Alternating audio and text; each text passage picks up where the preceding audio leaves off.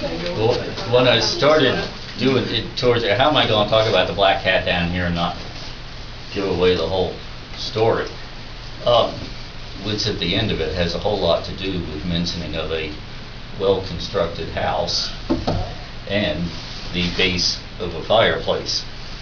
I got introduced to this website called Wordle, WORDLE.net, where you can scan a text in it and it'll make a word cloud where the most used word is the biggest. You do that for some of Poe's texts and you end up with what you think you would: task, heart, that sort of thing. You do that for the story The Black Cat 1. Surprise! The story has a lot to do at the beginning of it. This man lives with his wife and they love animals. They have 5 different animals and things are going along really well. And then it goes very sinister. And one of the main themes in the stories of Poe is this idea he called the imp of the perverse, where you know something is wrong and you do it anyway.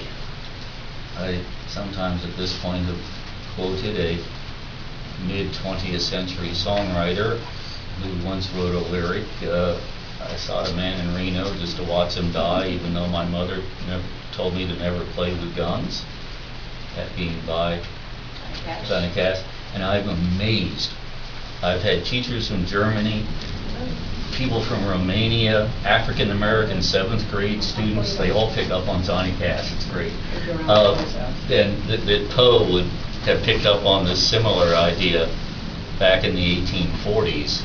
And you can sometimes read the story with the idea that the black cat might be alcohol, because about the time he wrote it, he had taken an oath of temperance, and he was what we call a binge drinker, that once he had 1 or 2, he'd probably have 10 or 15, and it does seem that the way his body worked, once he'd had 1 or 2, he kind of started acting like he had 10 or 15. So it was always this sort of dark shadow to his life, and you might be able to look at the story in that way. But as I often mention, when 7th and 8th graders start to read the works of Poe, it's really one of the first times they're figuring out there's a lot going on here. And when they read the story a second time, they'll see it in a different light. And I'll always make the point that, well, if that's happening, that's correct.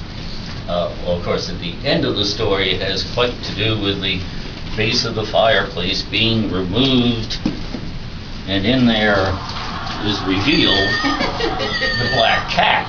So one of my colleagues couldn't resist buying this a couple of years ago, that the monster had been walled up in within, and yet it's revealed. Hence the idea it could really have been a parable about alcoholism, or it may not have been, who knows. Now at this point,